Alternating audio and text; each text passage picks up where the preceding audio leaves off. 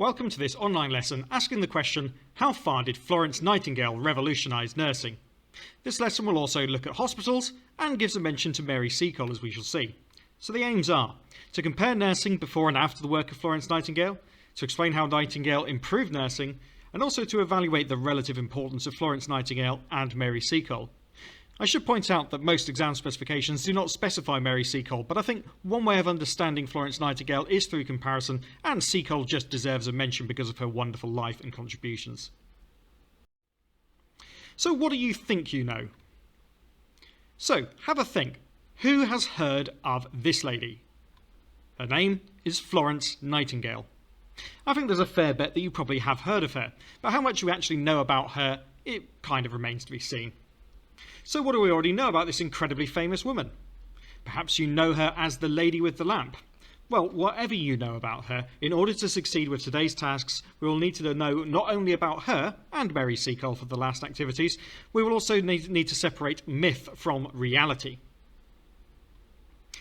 So what is meant by these two words, myth and reality? Give that some thought now, maybe note down an answer, and press play when you're ready to continue. Well, when we're talking about reality, we're talking about things that can be proven and demonstrated. However, myth can be fictional, but not necessarily entirely. Myths can often be based upon facts, but they might be exaggerated, changed, or have things left out. Ultimately, myths might have a historical basis, but ultimately they are largely fictional. Have a look at this source. It shows a typical early 19th century hospital from the era before Florence Nightingale's influence. So before Florence Nightingale, task 1, what possible problems can you see with this hospital? Pause the video now, inspect the source closely, and write down some of the problems that you can identify. Press play when you're ready to continue. Alright, now you should have identified at least some of these problems. Add any that you missed to your list now. Hospitals tended to be cramped, stuffy wards, which helped infections to spread very quickly. Death rates from infection were high because wards were not cleaned often enough or effectively enough. Nursing staff tended not to have any training. Nurses were often criticised for being dirty or even drunk. And there were few toilets and the sewage system was poor, so again, infections spread easily. Alright, you can pause the video here and add these examples to your list. You probably spotted some others here as well. Next up, let's rate these problems in order from the worst to the least bad problem. This is very much a matter of opinion, but particularly you should focus on those that are going to cost lives. As an extension, explain your choice for the most and the least bad. Pause the video now and complete that task. It is likely that you chose as your worst problem something that was directly causing deaths, or perhaps one of the ones that was causing infections which would then lead to deaths. Or perhaps you chose one of the ones about the nature of the nurses and the fact that they weren't properly trained and sometimes, let's be honest, they weren't doing their jobs properly. But it's not entirely their fault. We now take for granted that nursing is a profession and a very highly respected one at that. In the early 19th century, things could not have been more different. We're now going to consider this exam-style question to further understand attitudes towards nurses. What can you infer from the source about attitudes to nurses in the early 19th century? In the Edexcel exam, this would be a 4-mark question. Alright, here's our source. The Nurse Old Style, a cartoon drawn in 1879 showing how nurses used to be before the reforms of Florence Nightingale. It should be pointed out that by 1879 the attitudes towards nurses had improved and nursing standards had also been improved, but perhaps the person who drew this had experience or memory of how nursing used to be viewed. Here's the format that you'll be given in the exam with the headings that you'd need to fill out. I can infer, detail in the source that tells me this, do that twice and you get your 4 marks. A reminder that an inference is where you go beyond the obvious. You're trying to draw information from this about attitudes to nurses that goes beyond simply what you can see in the source. Okay, pause the video here, give yourself a maximum of 6 minutes to complete that, then press play when you're ready to have a look at an example answer. Here we go then. What can you infer from the source about attitudes to nurses in the early 19th century? Your inferences absolutely must be related to attitudes to nurses. I can infer that people had little respect for nurses before Nightingale. A detail in the source that tells me this is that the artist has drawn the nurse asleep while their patient suffers. I can also infer that nurses were seen as unprofessional. Detail in the source that tells me this is that the nurse is portrayed as old, lazy, and doesn't have a uniform or much equipment. It's as simple as that. Because my inferences are focused on the attitudes to nurses rather than just what I can see in the picture, then I would get the marks. Improve your answer if you need to, and then press play when you're ready to proceed with the lesson. So before we understand Florence Nightingale, and indeed Mary Seacole, we need an introduction to what the Crimean War was, because this is where Florence Nightingale first rose to prominence. You don't need to know the causes or the battles of the Crimean War to succeed here. However, it is useful to know what it is, and so you'll know the context of what Nightingale and Seacole did. The Crimean War started in 1854 and ended in 1856. Britain, Turkey and France were fighting against Russia for control of the Black Sea. The fighting took place on the Crimean Peninsula, with Britain, France and Turkey winning. However, it wasn't easy.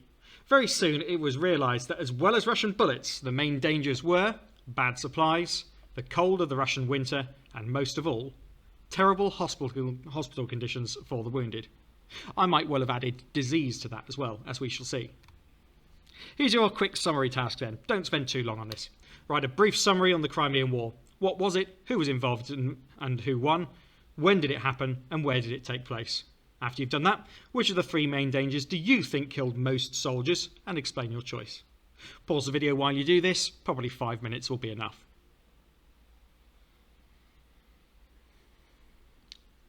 Okay, so let's have a look at what really killed most soldiers in the Crimean War. What does this pie chart suggest is the main cause for deaths among soldiers in 1854? A pie chart, as the one shown here, is the type of diagram that was actually pioneered by Florence Nightingale. The larger the sections, the more people that represents. The red represents those who died during battle, and the blue represents those that died for reasons other than battle. Hopefully we recognise that this diagram communicates to us that while the majority of men are dying in battle, a significant number of men are dying for other reasons such as disease.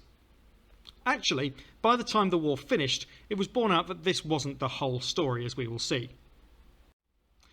As it happens, disease was the biggest killer.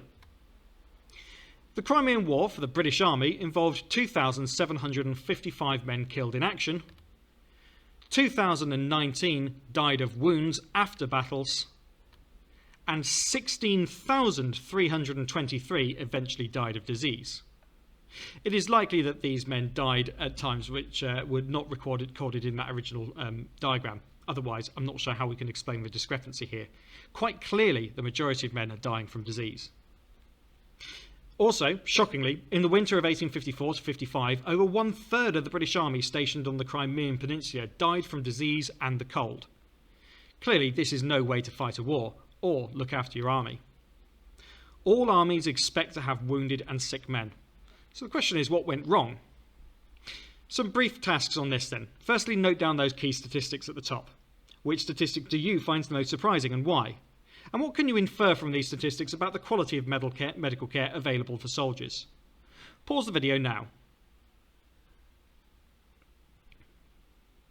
Well, I don't know which statistic you find most surprising. However, we can infer that medical care was of a very low standard at this time, for two reasons really. Firstly, the number of men who died from wounds. This presumably means that they weren't killed outright and they subsequently died. And the 16,323 who died of disease shows that sanitation and disease control must have been catastrophically bad in the British Army. This map will help explain why. This is the Crimean Peninsula, and this is where the fighting was actually happening. This, on the other hand, is Scutari Military Hospital, the main British hospital for wounded men. And there's our problem. There is 700 kilometres between. And at this time, although there were a few steamships, most of the ships plying up and down the Black Sea would have been sail-powered. The United Kingdom itself was at least 1 month sailing away. So if you needed supplies, you had to get those messages out there. That could be fairly quick with new telegraph technology, but to actually physically move those supplies from the United Kingdom once they had been made and loaded onto the ships and requisitioned, well, you might be looking at months before anything arrives. Let's use this map to explain the difficulties then. What problems do you think the army and its hospitals were facing before Florence Nightingale and Mary Seacole arrived in the area to help? Pause the video here and explain your answer with reference to some of the examples you can see on this map. Okay, one possible problem is this: Scutari Hospital being 700 kilometres away from where the fighting is actually happening. That's going to give a significant delay between the time that men might get wounded or sick and the time when they receive proper medical care, assuming that the medical care at Scutari Hospital is really up to scratch. And that's a matter for debate, as you'll see. The other problem might well be that the supplies from the United Kingdom would be very much delayed. So if you ran out of any particular supplies and the replacements weren't already on the way, you might be waiting many weeks before they arrive. These wounded men and these diseased men are unlikely to have weeks that they can play with. So you've got a situation where the men are being wounded a long way away from where they're actually going to receive medical treatment, and the supplies needed to care for them take a long time to be taken there. Any failure with organisation under these circumstances is likely going to be fatal. And believe me, although we're not going to be looking in great detail at the failings, there were huge failings of organisation. We're now going to consider some sources and how useful these sources are for telling us about nursing in the 19th century. Before Florence Nightingale, as we've seen, nurses were untrained, unskilled, and had a very poor reputation. Nightingale wasn't just setting out to improve care in the Crimean War, she wanted to make nursing into a respected profession. So how do we assess the usefulness of a source? Well, a good way of remembering it is with COP. You consider the content. What information does the source actually provide? Is this relevant to your inquiry? In this case, the inquiry is into nursing in the 19th century. Then you consider your own knowledge. What do you already know about the inquiry? Does the source back this up and add to it? Does this source challenge what you already know? And what do you know about related historical events and context, such as the Crimean War? And then we consider the provenance. Who created the source? Why did they make it? That's its purpose. When was it created? And how do these things affect its usefulness? Which is related to, but not quite the same, is how much we trust the information. In short, useful sources contain relevant information, enough information, accurate facts, and few limitations. In other words, it's real. Perhaps that little mnemonic will help you remember it. Pause the video here if you want to note down what content, own knowledge, and provenance relate to, and maybe you'll want to write down the headings for real as well. Press play when you're ready to proceed.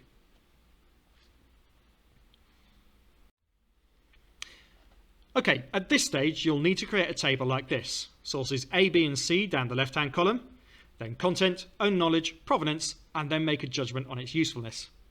One way of doing this might be to pause the video here, make it full screen, and take a screenshot of this table. If not, it will be pretty straightforward to make one of your own. Pause the video while you do that. Let's have a look at source A then. This is an extract from a book about famous campaigners for change, published in 1995. The author is unknown. Florence Nightingale's parents hoped that she would follow the path of most upper-class English girls and spend her time visiting friends and going to parties in the hope of meeting a wealthy husband. But Florence had other ideas. When she was 18, she became convinced that God had a purpose for her, to care for the sick. This idea horrified her parents, because in those days, nurses were usually rough women with little or no training. Okay, pause the video here and consider the content. What does it actually tell you? Your own knowledge, does this fit what you already know? The provenance, where this source has come from and its purpose. And then, therefore, how useful you think this is. Pause the video, complete your table, and then press play when you're ready to see some answers. So let's have a look. It would be well worth updating your notes if you've missed any of these main points, although, in fairness, you might have actually got more. In terms of the content, the source tells us about expectations for women in the 19th century and that Nightingale felt motivated to help them by her religion. Her parents didn't want her to be a nurse. This fits my knowledge about how nurses were viewed in the 19th century, especially early on. The source is a book about great campaigners and would probably portray Nightingale as a hero. Could this mean that it's biased? So therefore it's of limited usefulness. It provides some information about expectations of women, but little about nursing. It also could be biased in favour of Nightingale because of its origin and purpose. Alright, update your notes if you need to, then press play when you're ready to see source B. Source B is an extract from a letter to a London surgeon by Florence Nightingale in November 1854. She's trying to get him to help her and send some money and supplies. Let no lady come here, a military hospital, who is not used to exhaustion and shortages. Even the nuns working here are complaining about conditions.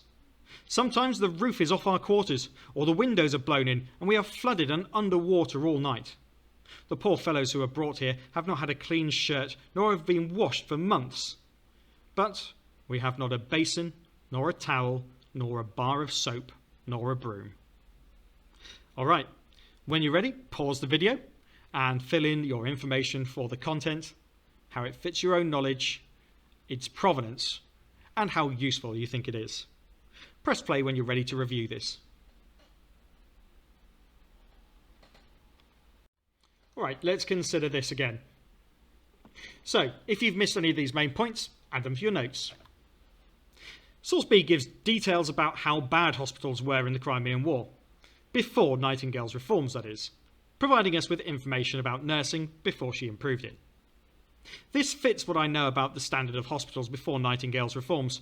Most soldiers died of disease in Crimea. Nightingale had first-hand experience of conditions.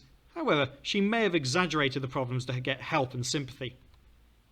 This means that it is quite useful. It provides evidence of what nursing and hospitals were like before Nightingale improved them, allowing other comparisons to be made. Alright, pause the video here, update your notes as necessary, and then we'll have a look at Source C.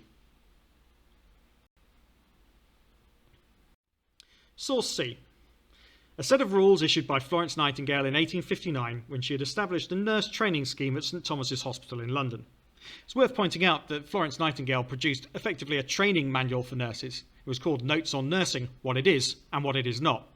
Certainly Florence Nightingale had very fixed, very strong ideas as to how a good nurse should behave.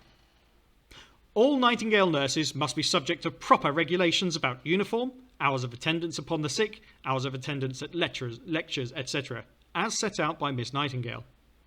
The matron, this is one of the lead nurses, shall be responsible for making sure the rules are strictly obeyed. Each nurse shall keep a daily ward book in which shall be recorded her duties. These must be forwarded monthly to Miss Nightingale for inspection. The present matron shall provide a list of unsuitable nurses to be dismissed to make way for Nightingale nurses to start their training. Some pretty harsh stuff, but perhaps necessary. After all, lives are on the line. Pause the video here, complete your notes, and again we'll review. So what can we add? This source shows us that Nightingale introduced strict professional standards for nurses to adhere to. This shows a vast improvement to standards of nurse training, quality, and professional respect. This backs up what I know about Nightingale's role in improving nursing and making it more professional and skilled. Nightingale wrote these rules herself, and we can compare them to descriptions of care at the hospital. However, we don't know how strictly nurses kept to them, at least not from this source alone. It is therefore quite useful. It provides evidence of how nursing became more professional and respected compared to conditions and training before Nightingale. Alright, pause the video once more and update your notes. Let's check our knowledge by applying it to another one of these short exam-style questions. What can you infer from the source about Nightingale's improvements to nursing? Again, 4 marks. Here's the source. Print from a drawing by William Simpson. A ward in the hospital at Scutari. This was created shortly after the Crimean War. I can infer, detail in the source that tells me this, do that twice and you'll get all 4 marks. A reminder, for your inferences must go beyond what is blindingly obvious within this scene. Also, they should be related to Nightingale's improvements. So bearing that in mind, pause the video and give yourself a maximum of 6 minutes to complete this task.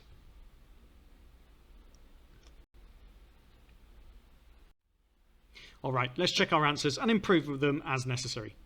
I can infer that Nightingale made hospital wards cleaner. Detail in the source that tells me this is that the ward is tidy and beds are well organised and spaced out. I can infer that Nightingale took a professional approach to nursing. Detail in the source that tells me this, Nightingale is shown in the centre, apparently telling the army doctors what to do, and the nurses are all in uniforms. Okay, pause the video here, make any improvements necessary and compare it to your own. If you think you've got 4 marks, press play and we can continue.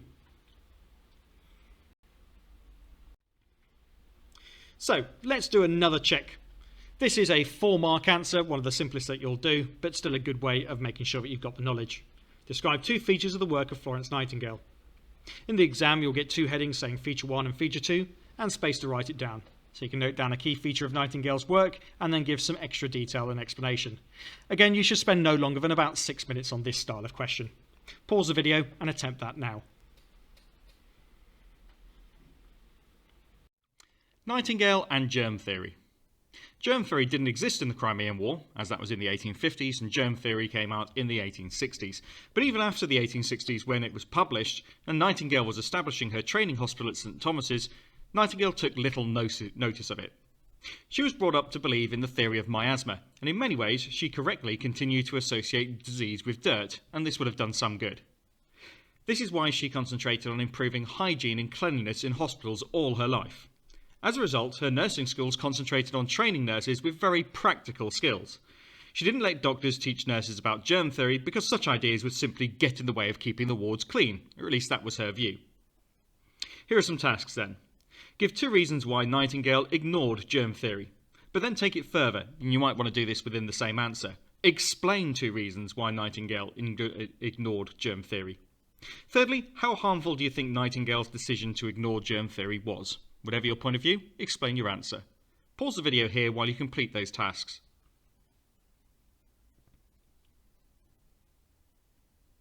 Done?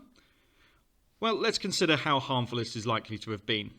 It might well have been helpful for the nurses to understand germ theory because it would have given them a better practical understanding of the risks of cross-contamination and spreading infection. However, if Nightingale trained them as well as she did, and it looks like she did a really good job of this by the way, and made them very professional indeed, then the process of keeping the wards scrupulously clean would still have done an awful lot of good.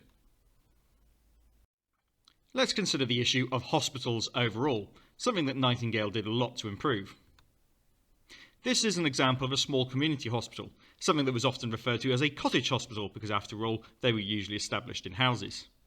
This specific one, in Great Torrington in North Devon, was established around 1909, partly on the basis of charitable subscriptions. At the time of its foundation, yes, it did take in poor people, charitable cases, but also it charged some of its customers for its use. I say customers because, well, let's be honest, these patients were being treated much as customers as they were having to pay for the services. However, after the establishment of the NHS, all of this changed. But we've not got to that part of the story yet. Cottage hospitals like the one here in Torrington were typical of regular healthcare for people in the late 19th century and early 20th century. So let's consider the developments. Let's consider developments in hospitals. Firstly, physicians still visited the wealthy at home. This was considered healthier than getting them to come to the hospitals, which after all were filled with sick people that they were worried they might catch something from. Then there were the cottage hospitals. These were a little bit like medieval hospitals run by abbeys and guilds or other charitable organisations. Also, voluntary hospitals. Local doctors might give their time for free, just out of the kindness of their hearts. Some wealthy folk would give donations to help keep this going. Working people had to pay into a sick club to use them. And this is the very beginnings of something that is a little bit like national insurance, but we'll come to that another time. This left the very poorest people and disabled people at home. These were often sent to the workhouses where conditions remained very poor. But a workhouse infirmary was often the only form of free healthcare that any person could get if they were really poor. Here are some follow-up tasks. Create your own version of this diagram. Suggest at least one advantage and one disadvantage of each hospital type. Explain how Nightingale's reforms would have made these hospitals more effective. Pause the video here and complete those tasks.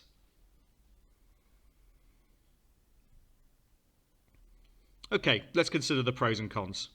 When it comes to the physicians, the most obvious pro is that if you were wealthy, it was convenient to have the doctor come to you and also possibly safer for the patient for them to stay at home. As a con, however, well, perhaps these places weren't actually as clean as hospitals were because people didn't understand the methods of transmission of disease, and they also didn't necessarily keep the same standards of cleanliness. Not only that, they weren't waited on all the time by trained nurses. More on that in a moment. Cottage hospitals were charitable and run by medieval hospitals, abbeys and guilds, and that's definitely an advantage in terms of making them affordable for more people. However, they were often run by people who weren't medical professionals, so the care varied in terms of quality. Voluntary hospitals definitely had their advantages, and in terms of having trained staff, really stand out.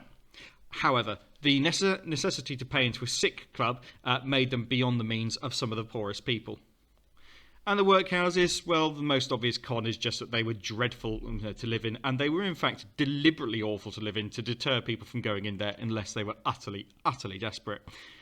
However, on the advantage being that there was a form of medical care, however basic, for the very poorest in society.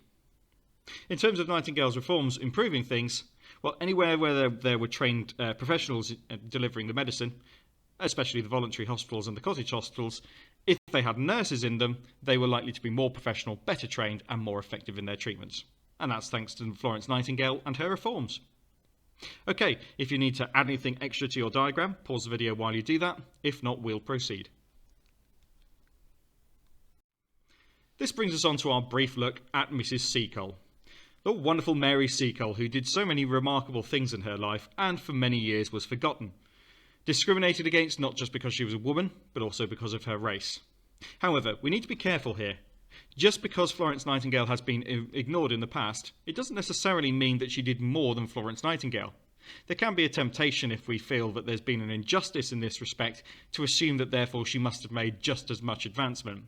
Well, the truth is, because of her lack of privilege, it would have been very difficult for her to make as big an impact as Florence Nightingale, even if she had set out to do so. But still, she's worth having a look at. Bear in mind that she's probably not on your exam specification, so you might want to skip this thing. But I have designed this to practice some really useful skills for you, so it's worth looking at as well. Also, I think Mary Seacole is just worth remembering. Let's look at the issue of discrimination for both women. It is accurate to say that both Florence Nightingale and Mary Seacole would have faced discrimination in society in which they lived. On what basis then? Well, firstly, race. Mary Seacole was of black mixed heritage and from the Caribbean. Also, based on their gender or sex, women were not treated with the same respect as men in Victorian society. For example, they couldn't qualify as doctors. And then class. Women from Florence Nightingale's background were expected to marry well and have children, and not follow their ambitions. Mary Seacole was from a comparatively poor working class background, which faced its own discrimination. Some follow-up tasks then. Explain in your own words the ways in which Nightingale was discriminated against, and then do the same for how Seacole was discriminated against. What do you think was a bigger barrier for Seacole to break through? Her humble working class origins, or her racial background? Pause the video here and complete those answers.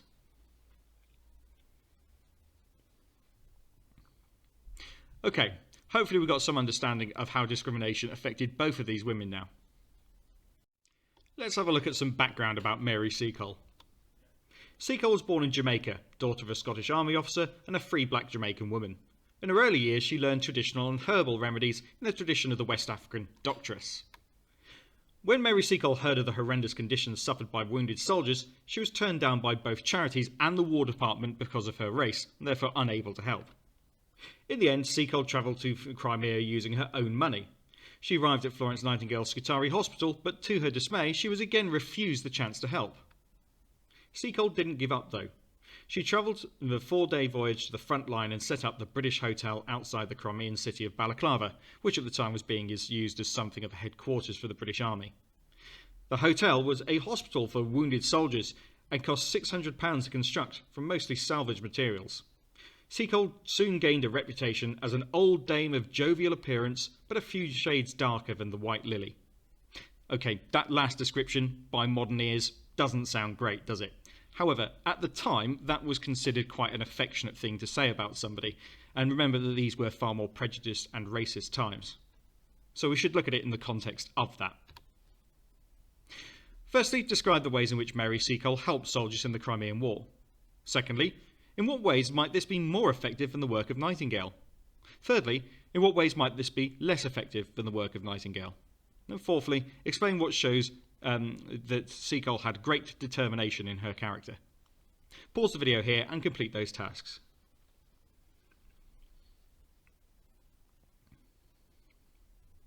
Well, hopefully we've noticed that the Crimean War was raging and Mary Seacole decided to go much nearer the front lines than Florence Nightingale. So she set up the British Hotel, and this cared for soldiers but also cared for their well-being as well. This might be more effective than Nightingale because it was much nearer the front lines and where the soldiers were actually getting wounded, and so the help could be more at hand. Not only that, she was helping people who, not just the wounded soldiers, but she was just helping those who were suffering in other ways as well.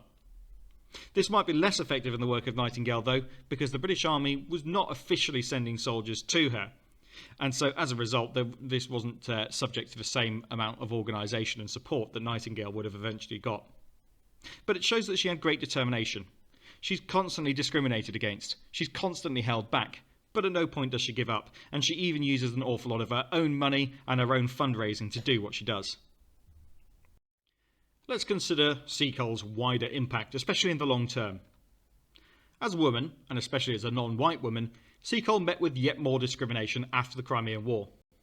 She returned to London poorer than she was when she left for the war, but she still ran another British hotel for returning soldiers. To pay for this, and to pay for her living costs, Seacole wrote a book, Wonderful Adventures of Mrs. Seacole in Many Lands. You can still buy it now, and it's a pretty good read. The book was an enormous hit, and did much to tell the public about the good work that she had done in the Crimea, though the book was not a book that taught people how to be a nurse. It was simply her life story. This sets it apart from Nightingale's notes on nursing. When she died in 1870, she was rightly famous, and huge crowds gathered at an exhibition about her. So, our follow-up tasks. Describe the ways in which Seacole continued supporting soldiers. Then we need to consider her in comparison to Florence Nightingale. Florence Nightingale was able to start a hospital to train nurses and change the professionalism of nursing forever. In what ways was Seacole's impact less long-lasting than Nightingale's impact? But then, explain why it is still a good idea to remember Seacole's work too. Pause the video while you complete those tasks. Okay, hopefully we've recognised that Mary Seacole didn't give up after the Crimean War. She established a new British hotel, and she paid for this by raising money through a book. So if Mary Seacole didn't establish a training hospital and really revolutionise the professionalism of nurses, then what impact did she have? Truthfully, it was probably more limited than Florence Nightingale's. Yes, it is likely that the racism of the time and the discrimination that she faced meant that she never really had the opportunity to make as big an impact as Florence Nightingale. But I'm afraid that's the way it is. So when we're considering their significance and their overall long-term impact, that might be worth something remembering. However, I hope you agree with me that you think it's still a really good idea to learn about Mary Seacole. While it might be tempting to be drawn to someone like Mary Seacole, who for a long time has been ignored because of her race and because of the racism of historians going back centuries, it is still really worth remembering her story because it is so exceptional and because Mary Seacole was such a remarkable woman. But let's not kid ourselves of one thing. Studying the exploits of one exceptional black woman does not make up for all the other black people in British history who have been ignored and continue to be ignored. Maybe I'm giving my opinion here, but perhaps we should look at the reasons why she's been ignored from most of the exam specifications and re-evaluate that. Even if she made less impact, perhaps her story is still worth telling. But still, that's not going to help you with your revision, but hopefully it will give you something to think about. Let's finish our study of Mary Seacole by looking at some contrasting views of her. Source A is a letter by Florence Nightingale written to her brother-in-law in 1870. Bear in mind that that's the year that Mary Seacole died, so perhaps they were recalling to each other what Nightingale knew about her. Seacole kept, I will not call it a bad house, which is a euphemism for a brothel, but something not very unlike it in the Crimean War. She was very kind to the men, and what is more to the officers, and did some good, and made many drunk. Quite dismissive, really. All right. How about this, part of a poem published in Punch in 1856? It is about Mary Seacole. She was still alive at this point, but this is after the Crimean War, and it's when she was in serious debt because of all the expenses that she had had during the war and in trying to set up the new British hotel. The sick and sorry can tell the story of her nursing and dosing deeds. Regimental MD never worked as hard as she in helping sick men's needs. And now the good soul is in the hole, what redcoat in the land, but to see her upon her legs again will not lend a willing hand. Alright, so the regimental MD would be the regimental kind of medical doctor, and to say that someone is in the hole means that they're in deep debt or in financial trouble. And remember the British uniforms at the time, they were often referred to as redcoats. So two very contrasting views of Seacole there. Here are some follow-up tasks.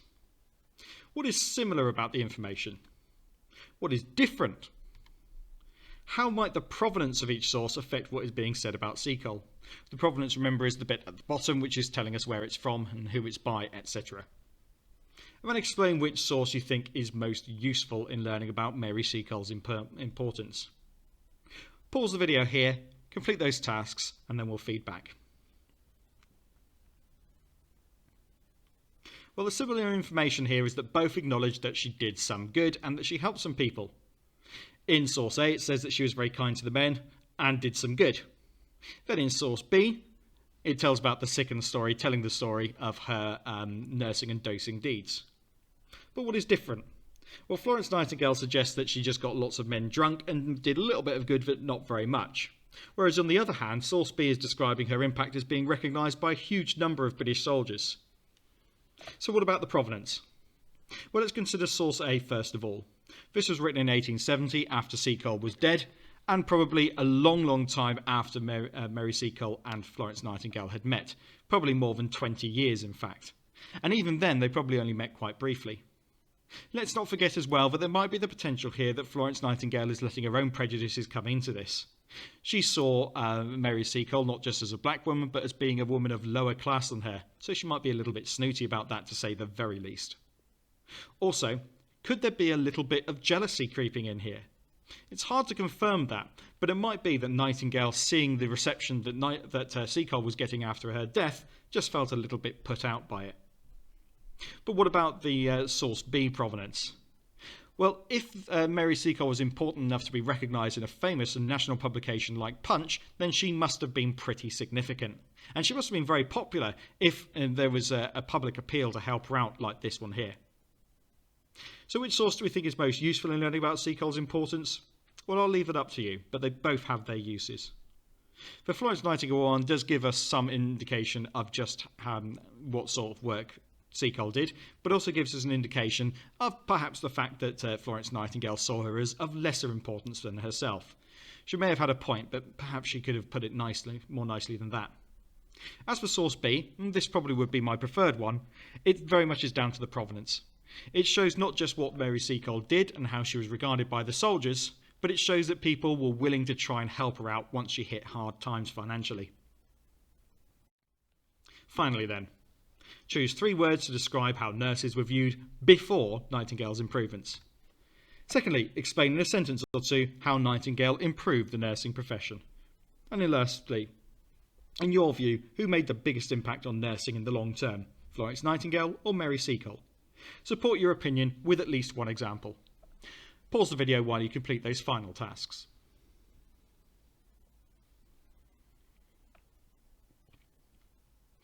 Well, hopefully we've recognised that nurses had a very poor reputation before Nightingale's reforms.